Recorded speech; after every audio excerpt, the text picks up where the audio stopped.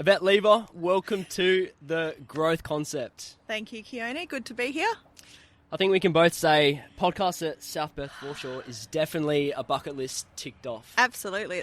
It is the perfect day for a podcast on the South Perth Foreshore. I mean, you couldn't have asked for better weather. Unreal. If you're international listening to this, the past few weeks in Perth, we've had a cyclone, which was spoken up heaps on the media, and It turns out it was just in Perth, just some rain and a little bit of wind. Yep, we got away quite easy, we did. Yeah, we were very lucky. Yep, beautiful day today though. Yvette, so I want to start this conversation off a bit different. So you've never seen this done, I hope, in any other podcast. Keone, you throwing me a curveball. Yes, I am. So I have a deck of cards here. Each card has a question on it. Yeah. I don't know what these questions are, neither do you. So we're going to... So much for preparation. 100%, yeah. All out the window. All out the Anything I already window. did. So we got 3 cards to choose from, and this would be... I feel like I'm at a tarot reader. Might be. This could be our undercover podcast right now. So yeah, each question is different, and these questions are... The goal is just to get to know you a bit more. Okay. And I'll answer the question as well. Sure. Sounds like a plan. Beautiful. That Pick makes a it card. fair. Any card. We'll go with this one. Beautiful. Oh, are you going to ask me first, or am I going to ask you first? Or you can ask me first if you'd like. That way it gives you time to think a little bit. Oh, this one's good. Okay. What's a gift someone gave you that you'll never forget? Oh, Jesus. I've had a long life, Keone. There's a lot of gifts.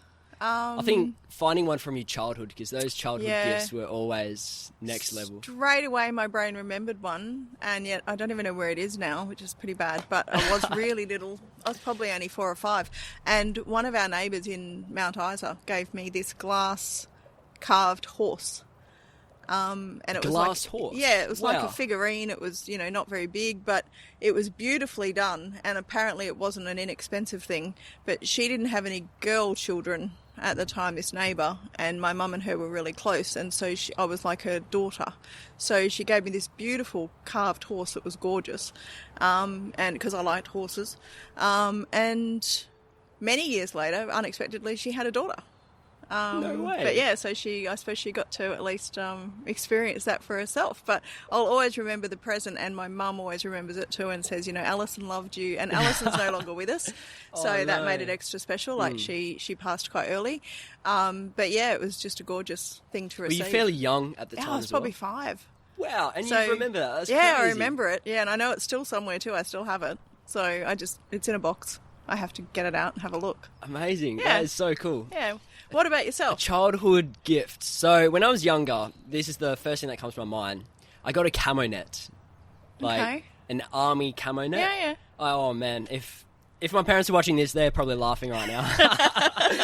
So I got into army big time. I wanted to be in the army. I would chop down parts of trees, build a little fort, Okay. and I would pretend a nuke dropped and I would survive. Oh man, it was a whole thing. But The camo a camo net. Me and my mates would always hide in the street with this camo net. Man, it was so fun. Excellent. Sounds like it would have been. Yeah, for sure. Yvette, so I want to get into the details on Sure. what do you actually do? Because the goal for this conversation is how do we have these difficult conversations with Yep. our partner, mainly our romantic partner. That's what I want to focus on the Okay. most. Yep. Because it's not something we're taught. We're kind of just learn as we go type thing. But sometimes some advice here and there would be very, very Sure. beneficial. So Sure. what exactly do you do? I mainly work in the space of communication and relationships, coaching people. I also run a couple of businesses, so I'm not just a one-trick pony. I've had plenty of experience. But when it comes to difficult conversations or coaching people around them, I definitely focus on communication and the way we change how we think about things so that we can change how our approach is to things.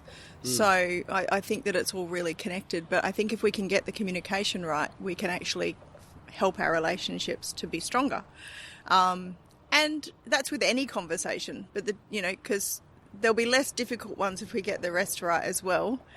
There's always going to be some difficult conversations. Things come up in life. But I think that when I work with people, I really like to focus on you can change as little as one word or one phrase, and you can actually change the outcome of an entire conversation.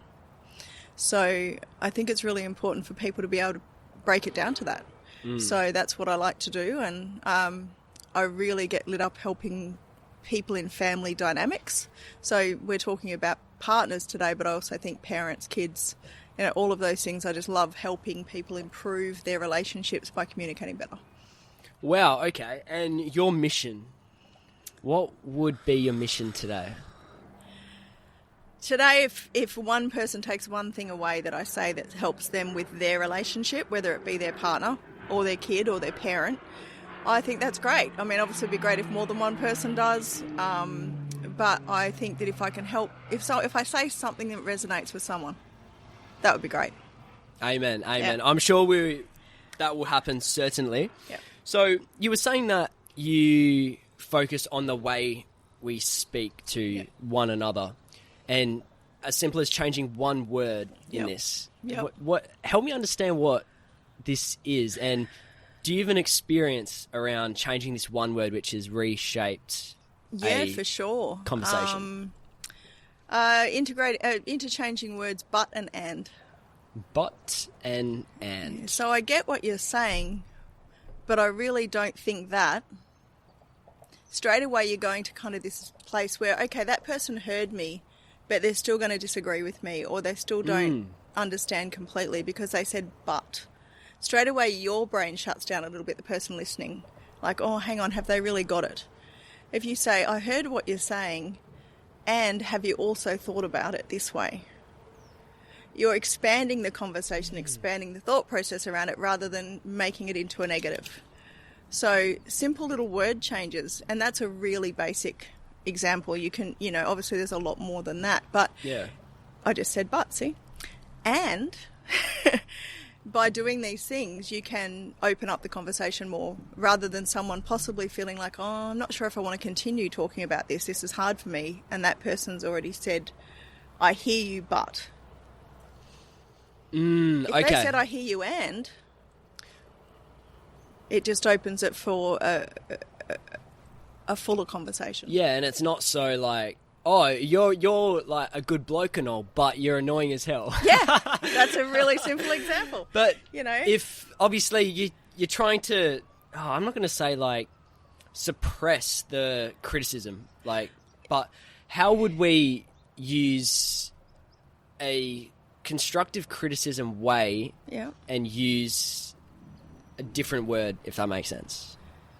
Okay, so do you mean a different word from what we just talked about? Or So obviously the button and saying something good and emphasising the next sentence with but.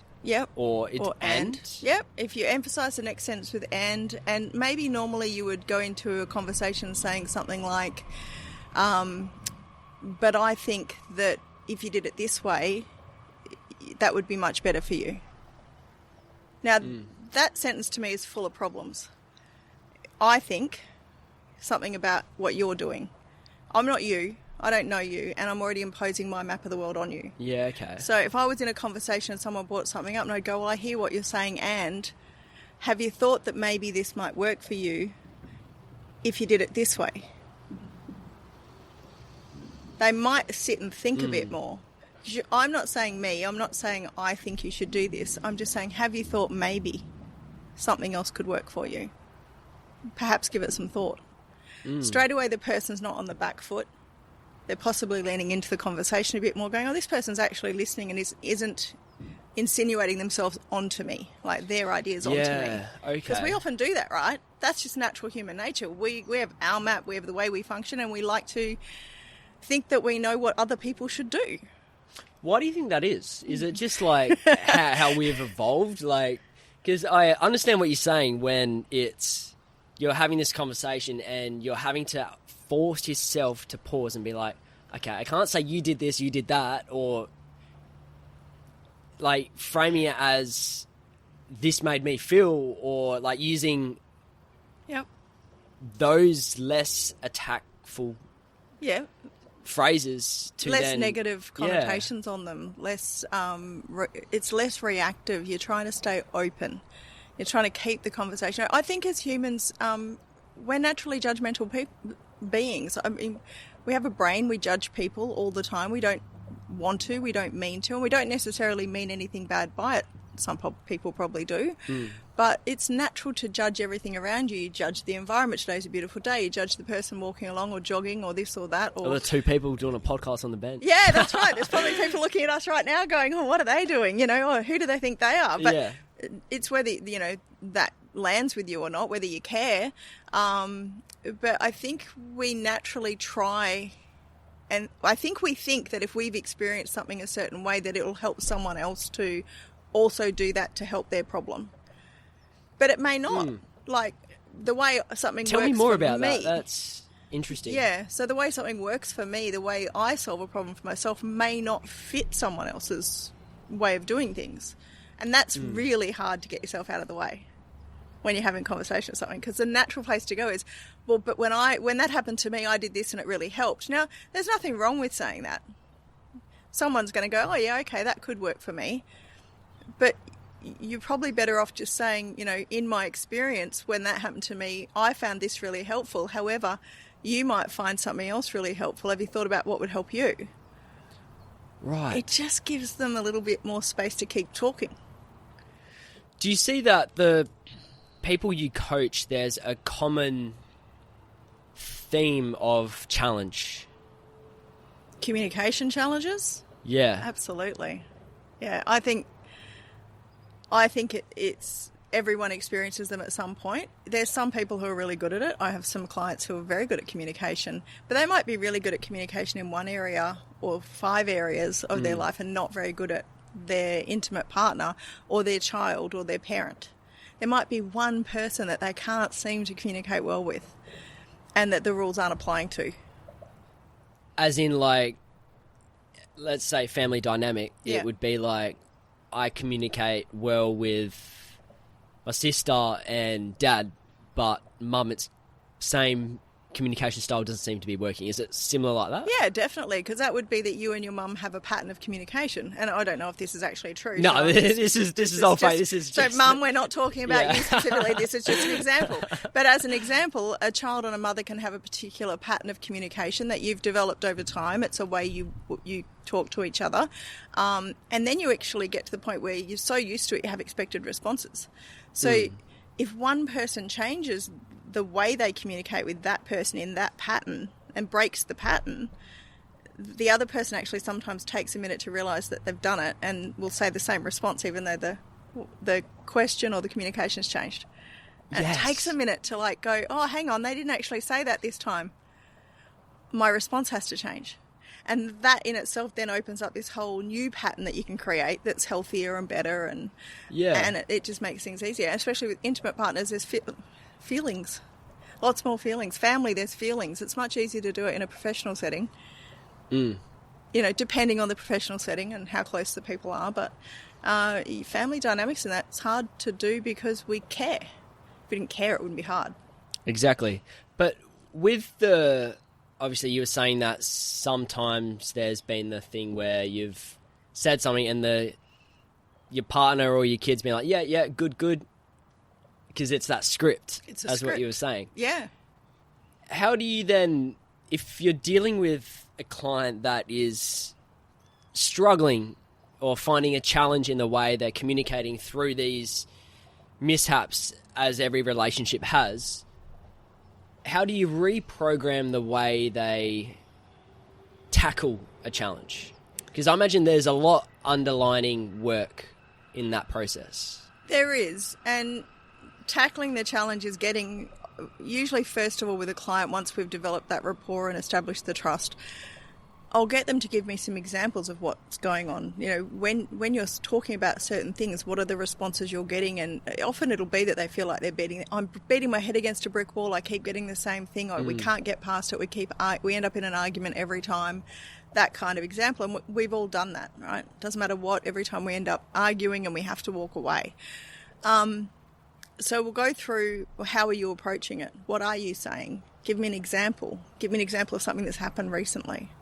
And they might say, well, I was talking to my partner and, we got onto the topic of the fact that he never puts anything away. really basic stuff, right? But stuff that can really annoy you over and over and over again. And then I said what I say, which is the same thing every time, and he said what he says, and we don't get anywhere, and it never changes. Instead of sitting down with the partner and saying, when you don't put everything away and I have to ask you all the time, that makes me feel like I'm nagging you, and I know you feel like I'm nagging you. And so that really frustrates me. And I don't want to have to keep asking because we're both adults and it should be fairly simple fix, right? And instead of just going with, put your bloody things away, you know, for God's sake, how many times do I have to ask? And they go, oh, stop nagging, you know, stop asking. It doesn't matter. It's not important. And the thing is, it's not important to that person to put things away, clearly. It's important to the person asking. Right, okay. So what matters to the person and what's important to the person is why they're not responding the way you want. It doesn't matter to them. It does not matter to my daughter to make sure her room's clean at the moment. She's 18. You know, like, life is more fun than cleaning your room, and it should be. But, you know, it doesn't matter to my husband to put his drink glasses or, you know, food containers straight back in the kitchen when he gets up to go to bed. He just forgets. But he always has. Yeah, right. So I could keep beating my head against a brick wall. I can keep asking the same thing and it's not going to change because it's not important to him. Okay? Yeah. It's important to me. So some people would go, well, don't pick up their stuff. Don't change the behaviour. But I want to stop having the conversation. A lot of people must just, I can't be bothered having this conversation because it ends the same way, and then they stop having it, and then that like emotional build up over 5, 10, 20 years, and then it gets to a point where it's like, the fact that they left their beer glass on the table is enough to make you divorce them. Insane, right? What was the straw that broke the camel's back? Well, he never did it. Do you see this happening? Yeah. Right. Okay. So then breaking it down to, should we sweat the small stuff? No. Okay. And this is where people have to reconcile themselves with, first of all, why is the conversation hard? Am I making it hard? Or is it worth having all the time? And that's not a difficult conversation. Put your stuff away, right? That's nothing compared to really big conversations we have to have in life with children or partners about massive things like maybe financial struggles or health, or there's much bigger things in the world than that. But if they can't have the little ones, they can't have the big ones often. But the little things, you're sweating stuff that doesn't matter. Why is it so important to you? And that's where you have to start going inwards and investigating that. And that will change your communication. When you say the little things, like, don't matter, is that the, like, help? I'm trying to imagine this. What matters to you, Kiona? Like, for example, something that comes to my mind is as soon as I wake up, the bed has to be made. It's some super... Can you come to my house? Because I don't know. No, thanks. But, like, for example, like, if I'm with someone or I get into a relationship in the future and these little things aren't being done... Yep. And it's so small. And I'm like... It is. Make the bed. And it's like, oh, nah. Like, okay. So what I would say, if you're my client... Yeah. Why does it matter to you so much that the bed's made before you leave the house? Where does that come from for you? Well, it's no matter what, you can't control what the day is going to bring, essentially. Mm-hmm. So if, let's just say you have a bad day and you're just sick of it, you've been redlining all day, then you come home and your bed is beautifully made. Yeah. That's like, so that matters to you. Compared to walking home and the bed's a mess and I'm like, oh. Okay. So what happens for you when you do make your bed? The first accomplishment of the day. Okay, so how does that make you feel? Accomplished, achieved, happy. It's like you're setting yourself up for a good day. Yeah. Okay. What would happen if you didn't make your bed? There'd be times where, like once in a blue moon, I don't make my bed. And it just looks untidy. Okay. Yeah. And does it change your day? No. So does it matter? I want to say yes. But you just answered your own question, yeah, right? Okay. So that makes sense, but if you're going to be with someone for the rest of your life, if you meet someone and you get in a relationship when you're a bit older, But whenever you're with someone, if it matters that much to you, then what do you have to do to make sure it happens? Communicate that. No, you have to make the bed. They're never going to change. You met them as they were. If you met a person who doesn't make their bed, they're not going to make their bed. It's just that simple. That's pretty deep. That's good. You have to make the bed. Okay. If it matters to me that the glasses from the coffee table are in the sink, I need to put them in the sink. Otherwise, don't let it matter to me. I have to change my perception of that. It's my perception that's causing the problem. It's not the person. I met them as they were. They met me as I was. And you can't obviously change that. You can't change people. You can change how you react and act and respond. You can change how you communicate. People have things that they just doesn't matter to them. If it doesn't matter enough, they're not going to change it. Your kid's not going to turn the lights off. You know, kids don't turn lights off at certain ages. They don't care that the lights are on. They don't pay the electricity bill. People go, you've got to teach them. You've got to teach. Why? One day they'll pay the electricity bill. One day they'll learn. One day they'll turn the lights off because the money's coming out of their pocket. But until then, does it matter that you've got to turn a light off? I don't know. Seems pretty small to me. Yeah, good point. So in regards to the challenges that you see with these little things, right? If there's like 2 little things, 3 little things, and eventually, as you're saying, it leads up to the big thing, and it's like, it's been 20 years, I'm sick of this shit. They haven't resolved their feelings around the little things. The person I'm seeing in front of me is the person being coached, not their partner who's doing the things. So unless they want to bring that in and have that relationship coaching, and unless the little things are just a symbol for lots of big stuff that we uncover, which can happen. You can go, well, that's actually not the problem. There's a deeper problem. But often the deeper problem is with the person having a problem with the little things. The little things were always there. You can't marry someone or decide to be with someone for the rest of your life and suddenly think it will be different. If it was like that when you dated them, that's what it's like. They can grow and mature as people. Certain habits and things are just theirs. And unless they're someone who likes to really start to do that self-inspection and change things, they're just not going to. Yes, okay. So the person coming for coaching is there to change and grow and stop having things annoy them or do things better or do things differently. So we investigate why things matter to them. Where were they taught that matters? Does it matter to them, or was it taught to them by their parents? Does it matter to their parents and therefore matters to them? I feel like the way you explain this makes it seem so simple. It is simple. Yeah, but I don't know. Communication's simple if you forget about some of the little things. And also if you change a few little things. You can change a lot of things in a relationship just by letting go of how you feel around stuff. If it's not important. I'm not asking you to bury stuff that matters. How do we know the difference between the little things that don't matter and compared to... Obviously, we can tell the big things, obviously, but is there a fine line between the little things and the big things? Which I think that's very individual. Yeah, I think some people who definitely love like a house that looks like a show home, for example, and they like everything away, they like all the towels neat, they like everything folded a certain way.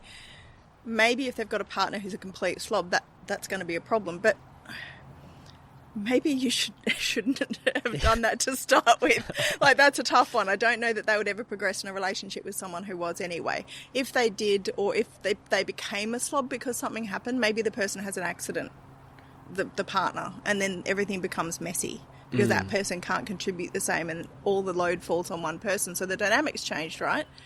So then you have to really have open conversations about how that dynamic change has affected the relationship, or why they've suddenly changed their behaviour and become a slob, or what's going on for them. It could be that they're depressed, it could be something at work, it could be... So that's where it's important to go, these little things are indicative of something a lot bigger because they weren't like this before. Yeah. They are like this now.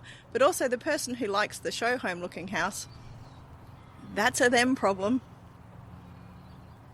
They have to fold the towels if they want them folded a certain way. They have to start the dishwasher if they insist on being done a certain way. You can't make people do stuff the way you want. Yeah. And to hold them to your standards, not fair.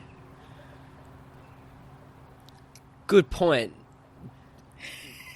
This is interesting. This is good stuff. Sorry, we're kind of getting away from the difficult conversation No, stuff, but with understanding this, you can understand the person you're having conversations with your partner, family member, with understanding obviously their standards and their habitual patterns as such, then you can structure your approach to that. Yeah.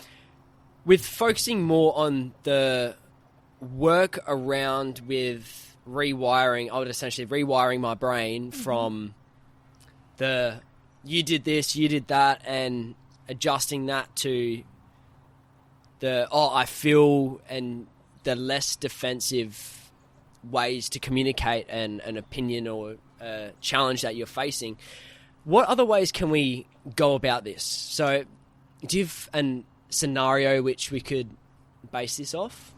So you want to know a scenario that basically shows how people can change the way they say things to someone, or the way to get a different outcome.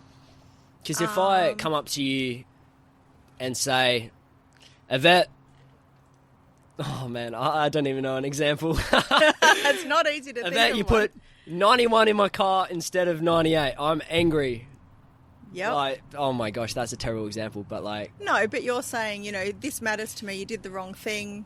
Look, you could even say, Yvette, you put 95 in my car instead of 98. Yeah. You didn't stuff it up, but yeah. It really matters to me. But you're saying, I'm angry with you, I'm pissed off, basically. Yeah. And I feel like that's such a poor example, though, because it's... Yeah, because it's not really a relationship example, but things like, simple. Someone likes the bench all neat in the bathroom, and someone else leaves the toothpaste lid off, toothbrush on the edge of the sink, the hairbrush with hair in it, like those things, right? Again, it matters to the person who likes the thing neat, but there are small concessions that we may make as a couple. Like if you're in a couple, you might realise it matters enough to the other person and you love them enough to make little changes. But again, it has to be their decision. You can't make them. So there's examples like where someone will do things like that, and you can certainly have a conversation around it and tell them how much it matters to you and hope that they will step up a little bit. But ultimately, again, a you problem. So the person with the standards has to keep the standard. But when it comes to talking to someone and sort of you're talking in a way of you did this, you did that, it's a blame thing, straight away they're on the defensive. So an example is if I'd go around to my teenager and I said, you left all the plates and the cups and everything in your bedroom again, there's ants, it's disgusting, it really bothers me, I can't stand it, could you sort your crap out, I'm pretty sure I know what answer I'm going to get to that way of approaching that problem. Good point, yeah. I'm going to get, for God's sake, it doesn't matter. I'm sorry, I'll take them out when I'm ready. I didn't mean to, I just forgot. It's a pretty good example. I didn't mean to, I just forgot. How can you forget? They're right there. Exactly. Now, old me, I've got to say, old me, younger child, I would have said, how can you forget? They're right there. I would have done that. And then it would have gone on and on and on, and we would end up having an argument that wasn't just about the plates and cups, and ended up being all about, you come in my room and blah, blah, blah. So you have to look at the plates and cups and go, do you think you could take those out to the kitchen next time you're up? Do you think you could? Reframe it to a question. I'm not saying you did this, you did that, I'm accusing you, I'm already putting you on the back foot. And they'll go, yep, I can do that. No worries. Or, no worries, I'll do it now. And they get up and they do it. Now, they won't always get up and do it. They're kids. And your partner won't always get up and do it either. Their time frame's not my time frame. I have a question with that, right? For example, basic stuff like the toothpaste cap. Yeah. Hopefully it doesn't cause divorces, but you never know these days. But how do you separate, obviously, the standard and just pure laziness? Like, for example, making the bed isn't hard. Like, for example, something like that, if I don't make the bed, I would call myself lazy because it's something so simple, takes 2 seconds. Okay. Yeah, it's a standard. So you're my client. Okay. Before you were 8 years old, were you taught that making your bed at the beginning of the day really mattered to the start of your day? Did someone teach you that? Yes. Who taught it to you? My parents. So they both make their bed? Yeah. They both think that it's lazy not to? I actually don't know. But that's a good question. They both make their bed. Yeah. Because they think it's the right way to start the day. So before you were 8, you were given a strategy in life by your parents that you choose to keep. You're choosing to keep it It's not your strategy. It's theirs. Right. Okay. And nearly everything we do, unless we're going into some sort of coaching or psychology where we're asking for help from someone, we don't even know we're not operating from our own strategies. Communication strategies, everything are taught to us from our parents before we're 8, and we live by them, and we live by their values and their rules and their goals unless we challenge them at some point. So it's just those habits and the standards that we've picked up. But you were given it. It's not yours.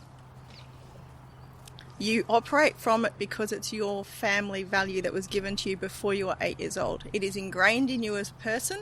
You can choose to change it. And this is where coaching, this is what I like to do. Challenge people's preconceptions of how they live and the strategies they use day to day, especially in communications and relationships, but in any area. So you brush your teeth the same way every day. I guarantee it. Yeah. In the same order, the same teeth, first, second, third, whatever, the way you move the toothbrush around your mouth. If you break your arm and it's your dominant arm, you can't do it anymore. It will really annoy you. It's a strategy that you have that's unconscious that you just do. My husband dislocated his elbow once upon a time. We had to buy an electric toothbrush because he couldn't use his right arm. Couldn't brush his teeth. Wow, okay. Because we don't even know we're doing it, right? You don't know anything that you're doing. You're just doing it. But it was given to you. Some of them you developed yourself, like brushing your teeth, how you did it, although someone probably showed you. And you make your bed because your parents told you that was a really good way to start the day. Wow. I just feel like this is so deep. It's just a strategy. But that makes so much sense now. That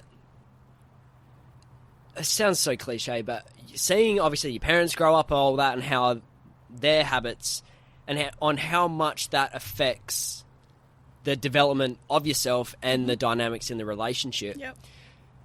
Have you worked with someone that has had two different upbringings and they've had a great life, and then all of a sudden something just seems to happen and they're just clashing because of the underlining habitual patterns and behaviours picked up and installed at a young age, and they've had to rewire this, or the other person's had to adapt. Yep. Absolutely. How do we know which person should adapt, rewire, so then you both can rise, I guess? I think that mainly happens in my experience. The experiences I've had with clients is usually around the time where they're developing real conscious independence. So the person who's having the issues with the parents, or one parent maybe instead of both, and never had an issue before, it's often around the fact that they're wanting independence. So they're wanting to establish themselves in their own rules and their own values and their own way of living. Now, it often happens when they meet their forever partner or their romantic interest. Suddenly, no one else's opinions matter. Parents are used to having opinions that matter about their children. Suddenly, someone else's matter more. Their values, beliefs, way of doing things, their strategies for functioning become important to the child or the person. They're not a child anymore, they're usually adults. But that's when sometimes they can start clashing with a parent or both parents, because the parents are seeing it's a bit of a threat to pull away, right? But I brought this kid up to believe that making your bed every morning really matters. This is a very basic example. 100%, yeah. And you're suddenly arguing with your mum or your dad about that every single day because you don't care anymore. And they think that's because you've suddenly become lazy because your partner's a bad influence on you. It's got to be someone else's fault, not yours, because you're their light and angel and all that stuff. But what it really is just you maybe discovering that wasn't your strategy to begin with, it was theirs, and you're willing to let it go. But that won't sit well with the person who's taught it to you. So you have to have this period of time where you navigate that issue. Now, that's a really tiny example. But you imagine that on a bigger scale with much bigger things like whether you get married before you have kids or after. Or whether you get married at all, whether you live with someone, whether you where you live, whether you move, whether you don't move, whether you think being near family matters. That can bring up massive conversations and conflict because the parent has a preconceived idea in their mind of what raising that child looked like, where they would live, who they would marry, and how all that would look. And it's all rubbish. We just made it all up. You have the kid, doesn't go to plan, they don't do anything you want them to do, and suddenly, as an adult, they're clashing with you because someone else's influence is stronger than yours. which is what you want because you want them to be independent, but it's also really challenging. So suddenly those arguments will come up because you're challenging their preconceived notion of what your life should look like. That makes sense. And then going back to what we were talking about earlier of addressing these communication upbringings with removing phrases like, correct me if I'm wrong at any stage, like but and you will cushion the discussion. Anytime you're talking about anything hard, if you don't say you and you say us, straight away you've got someone listening to you. You know, maybe if we work together to make this happen this way for in future because it doesn't seem to be working the way we're doing it, how does that sound for you? Instead of going, how about you change the way you do blah, blah, blah, because it really annoys me. It's not working for me.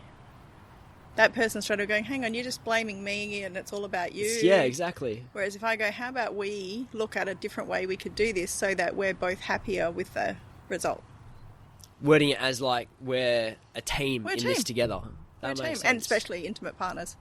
How about we look at changing the way we have stuff in the bathroom? Maybe we get some baskets in the cupboards so that we can just pull out one with all the teeth cleaning stuff in it, so that we put it back in that basket together and then we don't have stuff all over the counter.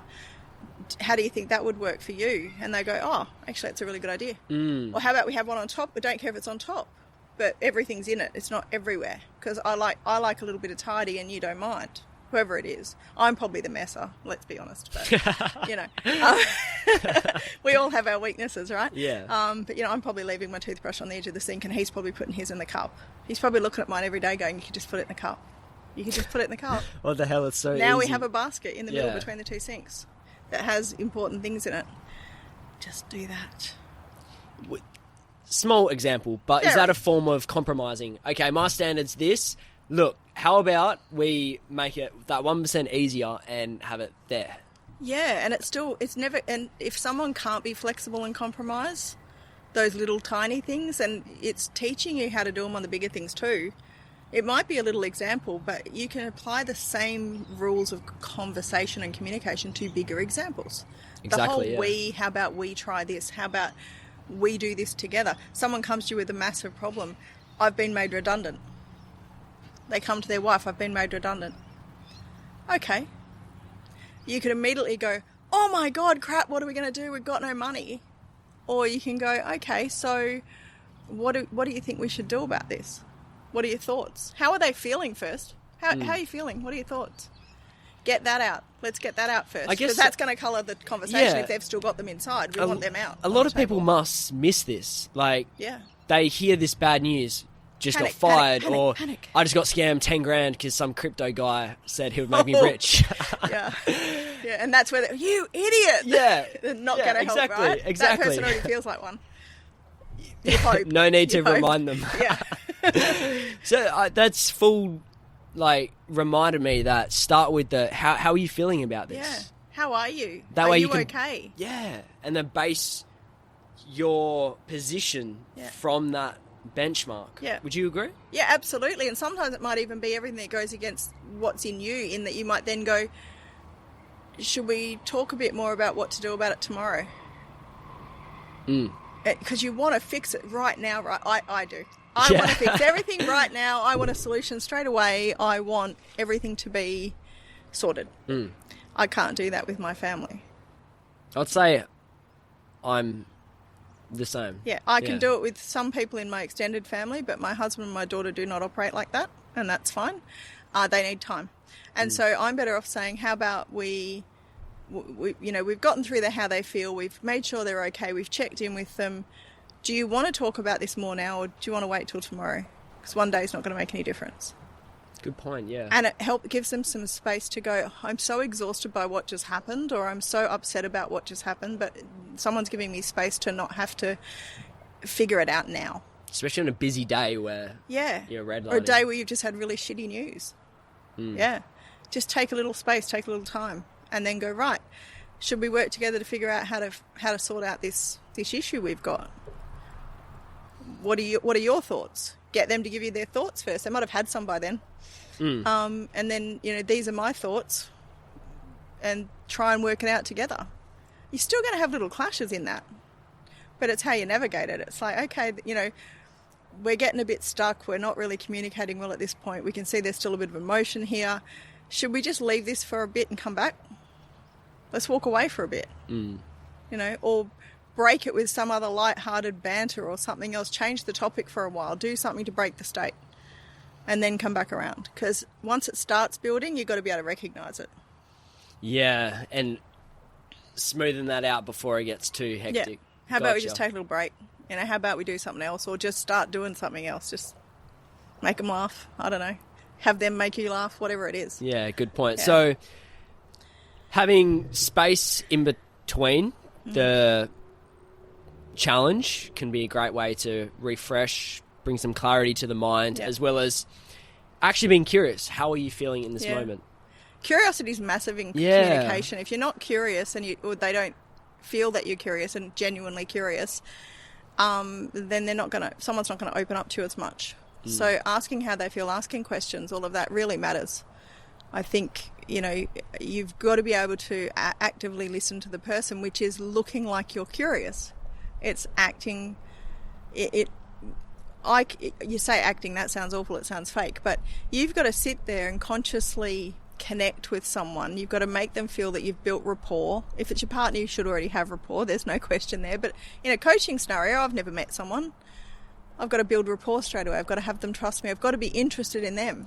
Good point. And who doesn't like talking about themselves, right? So it's got to be all about them to start with to get that rapport built. And then you can start to get into the deeper stuff or into the harder stuff. But, you've got to take that time first to be curious. Such a good point. So being curious, having that open space, and using words such as I feel all this from your perspective. What other points should we take away on how to have these difficult conversations more effectively, whether it's with your family, in your personal relationships? Timing. Make sure the timing's right. That's huge. It could be you already know what's happened in your day, right? You might be ready to have a chat because you've had this nice day where you've gotten to relax. You should always go into it being aware of your state. You've got to have a tough conversation, be aware of your state. Are you relaxed? Have you got time for the conversation, no matter how long it goes for? Because you don't know that. You might think I've got 20 minutes, I'll have this conversation. It won't take more than that. How do you know? You're not the other person in the conversation. And you can't get halfway through and be like, sorry, I've got to go now. Yes. Sorry. Sorry, Keone, I've got to go now. No. Make sure that the timing is right for both of you, which means usually having a check-in before you have the conversation. I have something important to talk to you about. And they may or may not know what it is. It depends on the issue. Do you find, sorry to cut in, do you find that just saying, Yvette, we need to have a chat. I got something important to tell you. Personally, you feel like you're back at high school and you've done something wrong. And it's like, oh shit. Yeah, what's this person want? You've got to be careful in how you do that. Obviously, you don't just deliver a blanket statement like that to someone and have them stress about it, especially if you know that person is someone who's going to get nervous and stressed. Or overthink. Yeah, like if I said to my husband, hey, we need to have a conversation privately. When have you got time, where we won't be interrupted? But I'd say to him, nothing to do with you, no big deal, just need to have a conversation about something that matters for both of us. And he'll go, okay, cool, no worries. Blah, blah, blah.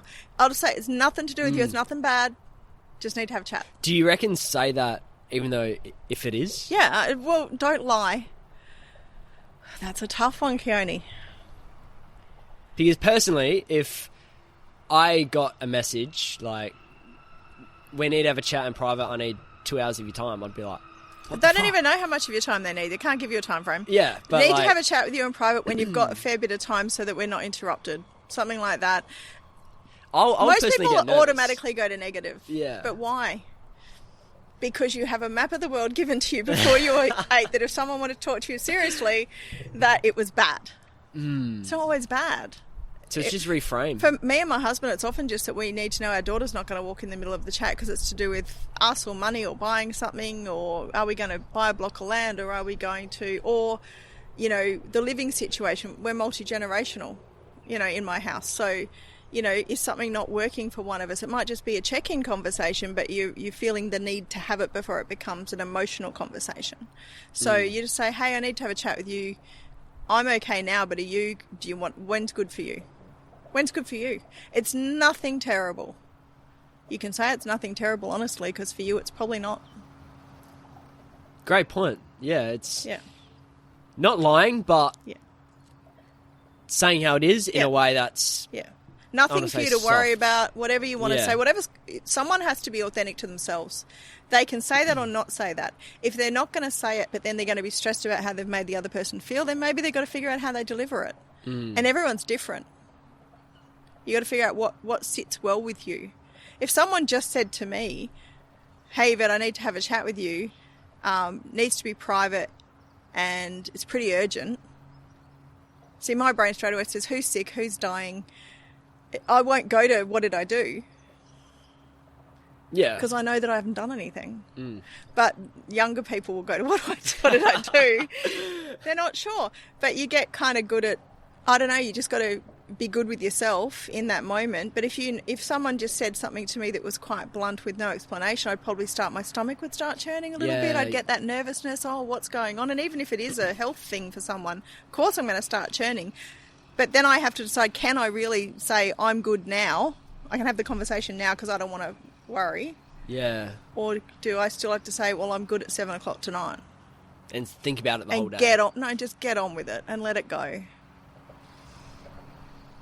It takes a lot of courage to draw that line, though. Yeah, it's a tough one. I'm not saying that's never easy. Yeah. Never easy.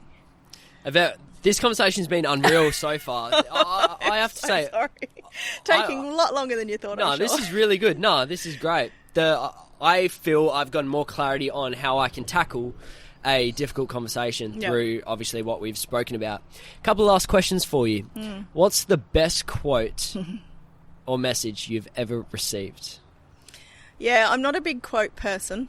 I really thought about this because I know that I saw you ask some other people on your podcast about a quote at the end. I was going to ask you about a quote. I don't want to answer that. I don't remember them. I don't remember jokes either. Yeah. Or it's just something that but I think advice resonated with you. That resonated with me, and it's pretty simple. It's possibly a little bit morbid. On your deathbed, you're never ever going to be thankful for the hours you spent cleaning your house. You're going to be thankful for the connections you made with people and the experiences you had. Focus on that. And I say it all the time. Because you can I be say it applied to especially everything. when my house is messy. Someone goes, don't you think you should do this? Yeah, one day I'm not going to count the hours I spent vacuuming. I'm just not. I hope I'm not, otherwise my life would have been pretty bloody sad. Yeah. Good point. If you could go back to younger Yvette with the knowledge and wisdom you have now, what would you tell her and why? I have thought about this. It's not the first time I've been asked it. Assume nothing. It really stuffs up everything if you assume something, especially in communication. Because if I come into a chat with someone thinking I know how it's going to go, I'm usually going to be wrong and there's going to be conflict. If I come into a chat with an open mind about how it may or may not go, it's usually better than I thought. And trust yourself. I would say trust yourself to me. Trust yourself. Because too much of our stuff is given to us and we can't help that. That's human nature. It's how families work. We're given things from people around us who believe what they are saying to you and doing and giving you examples of. But sometimes your gut says, but I want to do this. But especially when you're younger, when you're in your teens, you don't do it. Good point, yeah. Because adults who know better, apparently, are telling you different. So my thing would be trust yourself. I think something so small like that can go so far. Yeah. And it's something that even I need to constantly remind myself, trust the process. Yeah. Go into everything with an open mind and trust yourself. Can easily be often overlooked. Absolutely. Yvette, thank you so much for this chat. Thank you. Cheers, ladies and gentlemen. This has been your guest, Yvette, and your host, Kieran Upton. All of Yvette's resources and links are in the show notes below. Check it out. Yvette, thank you.